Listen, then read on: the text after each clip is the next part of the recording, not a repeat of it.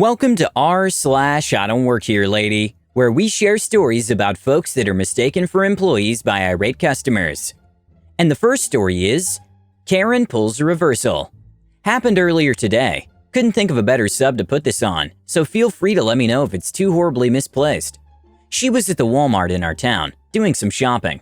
I'm not a big fan of heading into stores right now, and it's never bothered her. I'm way more nervous about the Rona, sue me. On her way in, she got stopped at the door. This isn't particularly odd, given the current state of things. The policy, for this Walmart, or all of them, not sure, is that not too many people should be in the store at a time, and that makes perfect sense. Most people, customers and employees alike, are wearing their face masks and gloves, so generally the environment seems quite clean. After waiting for only a few moments, she was let in. The store was slightly crowded, despite the attempts of keeping a low population, but my wife had decided that there was one item she wanted more than anything else. Sugar-free pudding. Not for me. That SH makes my stomach turn. Wading through the less crowded aisles, she made her way into what she thought was the pudding aisle. But alas, a horrific lack of glucoseless savory soft sweets were seemingly absent. So, only slightly deterred, the rest of the grocery shopping took place. Detergent, paper towels, Hot Pockets, and food in general came. For a while after getting literally all the other groceries, she tried to find another aisle for pudding. One that didn't exist, so she made her way back to where she had started this journey. And there she was, atop a pedestal in front of all that delicious, desirable pudding. Karen. She was tall, blonde hair pulled back into a ponytail. She seemed older, not the typical age of a Karen, but one could be forgiven for a slight moment of mistaken assumption that she was an employee. She stood atop a metal stepping ladder that had a cart attached to the front with myriad boxes of stock waiting to be introduced to their shelves. However, something caught my fiance's eye. The boxes were full of baking supplies, flour, baking soda, the whole 9 yards, all of which belonged on the other side of the store. This cart and ladder combo wasn't even supposed to be in this aisle, and there was no other employee in uniform nearby, so she clearly didn't work at the store, unless Walmart had introduced some kind of plainclothes division. She had her ungloved hands reaching all the way back into a shelf of probiotics, a shelf that, given the woman's height, the stepladder wasn't technically needed. She even had her face only a few inches away from the product without a mask on, trying to read whatever she thought was on those bottles. My fiancée, ever the non-confrontational woman she is, kept her mouth shut and simply watched the woman take the probiotics out, look at them, put one on the stocking cart, put every other one back, and continue to fondle the probiotics like she was coming onto them. And then the horrifying moment struck. Her eyes searched around and landed on my fiancé. "I don't work here," she scoffed dismissively and then turned back to continue her ministrations, which left fiancé baffled, trying her best not to look like she needed anything. She didn't mind waiting for whatever this Karen was up to, as the pudding she wanted so desperately was going to be there by the time she was done getting to know the bottles of probiotics. After another minute or so of waiting, the woman turned again with a loud huff, knowing that the pesky, nervous shopper was still standing there awkwardly. "Do you need something? I don't work here." My fiancé finally squeaked out a little, "I don't mind waiting," which dragged another sigh out of the woman. Unbelievable. If you have a problem, learn to ask someone who works here next time. She stomped her feet down the 3 metal steps, onto the floor of the aisle, and pushed the cart forward with such a ferocity that the orange aisle marker, if you frequent the store you certainly know, fell to the ground with a clap. The fall had been enough to bust the corner off the sign, but the Karen had her sights locked not on the broken property, the carnage laying at her feet, but instead at my fiancé. With the speed and fear of a mouse, my fiancé finally obtained that half-liquid, half-solid gold she had been wanting so desperately, the sugar-free pudding. Like she was holding the Holy Grail and a boulder was about to roll over her, my fiancé dipped out of the aisle, stepping over the broken piece of sign in the process, and fled the scene. Before she could get too far, she heard the last of the woman's whinging. More maskless huffing and puffing, along with another set of stomps to surely start fondling the probiotics once again. But oh, no, this isn't where it ends. As my fiancé was at the self-checkout, slowly bagging her groceries to make sure she had as few bags as possible, another horrid incident with this woman began. Now to set the stage, let me be frank. My wife has a peculiar way of handling herself in public. She always had her head down, fiddling with a fidget cube in one hand and stacking groceries with the other. To the untrained eye, she'd look far less independent than she really is. As the Karen wound up finally deciding what probiotics she wanted, she came around to the self-checking area. With only that single bottle, whatever half-liquid, half-solid gold she had, good for her. Now, the self-checkout lines have a generally short length, evenly spread out across most of the little area they're in, with only one person to take care of any malfunctions or bagging errors. Short-staffed, likely. The Karen, bottle in hand, upon seeing my fiancé once again, practically beeline to the assistant. My fiancé has a massive baby face issue going on, so the next thing she heard wasn't surprising. "Excuse me, this little kid needs someone to help them. Do you know that I had to help her in the back because you aren't staffed enough? I should be getting paid for this at this point," she loudly protested, a hair flip going along with her tirade. "Oh, the assistant, clearly caught off guard, asked, 'Is that your daughter?' Another scoff. "No, if she was, I would be even more upset how little help you have here, so do you mind?"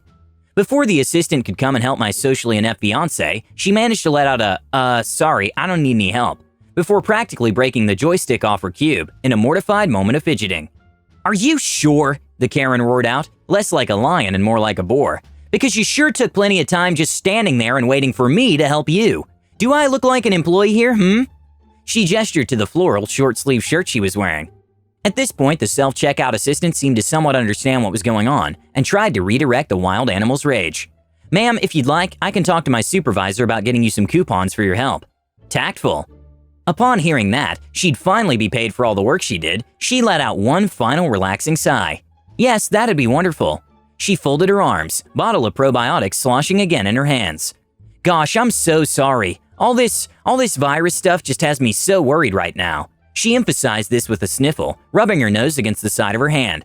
Yeah, real worried. Regardless of whether or not the Karen got her precious coupons, my poor wife-to-be decided that she didn't want to stick around for the festivities. Quickly finishing up her bagging, and not nearly as compact as she'd like, she made her way out of the store after paying the terminal. In fact, the fact that she had 3 bags filled up 2/3 and not 2 fully filled bags is what she was most upset about upon getting home. Really puts things into perspective.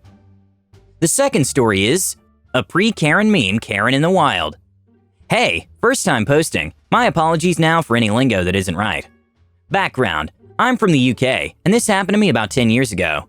Reading other people's stories, I thought I would add my one to the mix. So I worked in a shopping mall for a small independent chain. They made alternative clothing mainly. My uniform consisted of a t-shirt with the store's logo on the front. Shop was called Punky Fish, so it was of a fish that resembled a slightly altered anglerfish with a chain and an eyebrow piercing. The t-shirt was black, fish in writing in gold with studs on it. It also read, "Punky Fish, how can I help you? Punky Fish" on the back. You could wear anything on the bottom half. My go-to was crushed velvet leggings and Converse at the time. Anyway, to get to my store, I would usually park in a multi-story space and walk through one of the big department stores that were always connected to it. This time was the turn of Marks & Spencer's. Any non-UK residents who are not familiar, it's an old-fashioned shop with clothing, homeware, food, and beauty products. Their uniform is a black and green gilet, polo or shirt, with smart trousers and shoes. This is important. Walking through, I had my bag in hand, as well as McDonald's I had picked up on the drive-thru and a drink in the other. Here goes the story. Players: me equals M, and Karen equals K. Me, walking through the store minding my own business, drinking drink, stops a sec to check my phone. Karen, sharp finger prodding me in my shoulder. "Excuse me." Me, turns to see angry Karen, a bit taken aback because of the prodding. "Yes?" Karen, "Did you not hear me or something? I've been chasing you through the store." Me, remembers hearing someone shouting "excuse me" several times. "I heard you, yes, but didn't realize it was for me. What's the matter?" Thinking maybe I dropped something or whatever. Karen, face now red and purple. "What's the matter? Is that how you speak to customers? This is disgraceful. First of all, you ignore me. Then instead of 'how can I help you,' you say 'what's the matter?'" Me, I hate confrontation. The penny hadn't dropped yet that she thinks I work here. "Okay, how can I help you?" Karen, still angry. "I want this in size small for my daughter. There's no size small. Get one for me." Me, penny dropped. "Miss, I don't work here."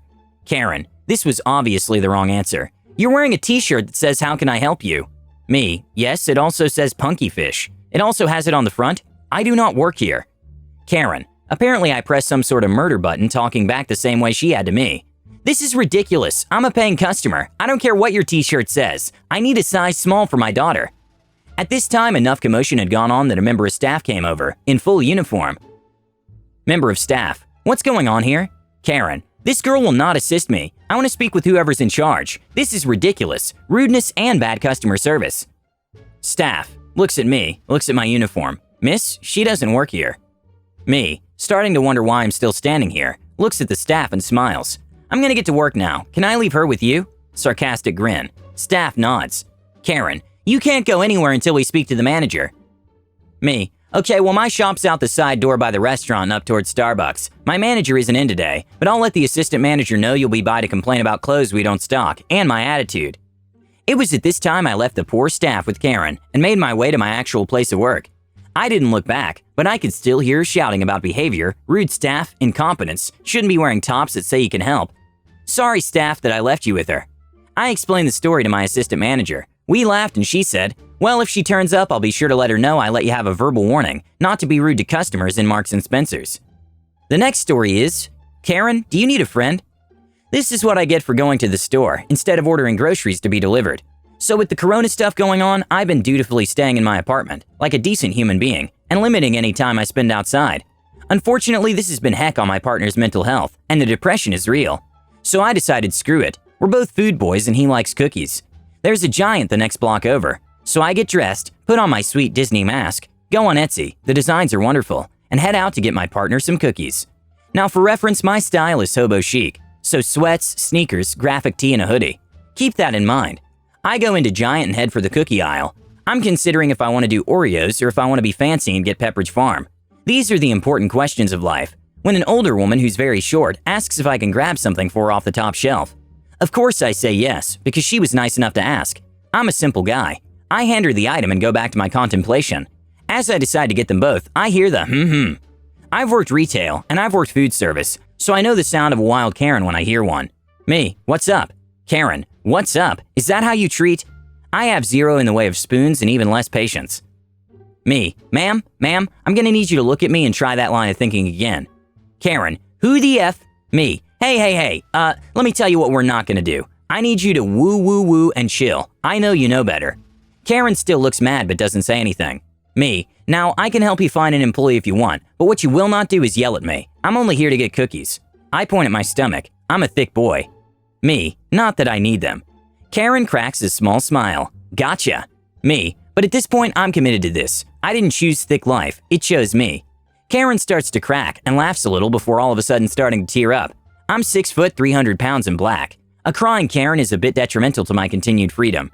Me, you okay? Karen, yeah, it's just that this is the first time I've laughed in a while. My husband's in the hospital. Me, the virus? Karen, yeah. Me, I'm not sure if it means much coming from some cookie guy, but I hope he recovers.